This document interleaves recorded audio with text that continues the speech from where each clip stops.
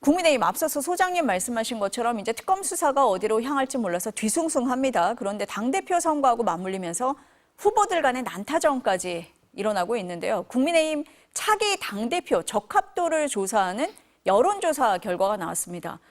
먼저 국민의힘 지지층만을 보면요. 김문수 후보가 34.9%로 가장 높습니다. 2위가 장동혁, 3위 조경태 후보 순서고요. 그런데 전체 국민을 대상으로 하면 좀 다릅니다. 조경태 의원이 가장 높습니다. 2위 김문수, 3위 안철수 의원 순서인데요. 소장님 먼저 어떻게 해석하십니까? 전체 국민 대상으로 여론조사한 거는 무슨 의미가 있겠어요. 뭐 예비 경선에서 50대 50으로 한다고 하니까 뭐 사람 후보를 추리는 데는 도움이 되겠지만은 본선은 당원 80%, 국민의힘을 지지하는 일반 국민 20%란 말이에요. 그러면은 국민의힘 지지층 대상으로 했을 때 여론조사 순위 저 보고 계시잖아요. 거기에 맞게 결국에는 선거 결과가 나올 수밖에 없다라는 좀 생각이 들고, 한마디로 말씀드리면 망했어요. 그냥 국민의힘 끝났어요. 생각을 해보세요. 1등 김문수, 2번 장동혁이에요. 저 두 사람이 결선 갈 가능성이 높아요. 근데 저분들이 계속 뭘 주장을 해요? 윤석열 뭘 잘못했냐? 탄핵 잘못됐다. 윤 어게인, 부정선거, 이런 사람들이잖아요. 그런 사람들이 결선에 올라가가지고 토론을 한다고 생각을 해보세요. 그 광경을 국민들이 본다고 생각해 보십시오.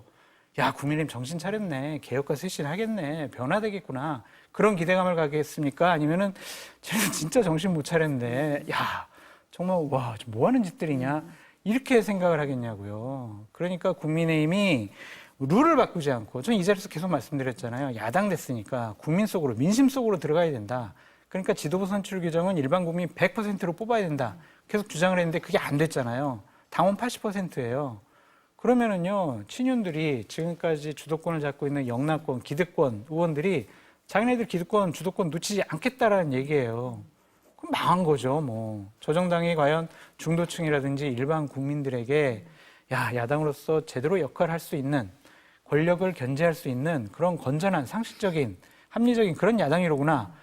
그런 평가 받을 수는 없을 것 같아요. 그렇기 때문에 전당대회를 통해서 국민의힘은 다시 한번 끝났다, 망했다라는 것을 스스로 입증하는 계기가 될 것이다 라고 전망해 봅니다.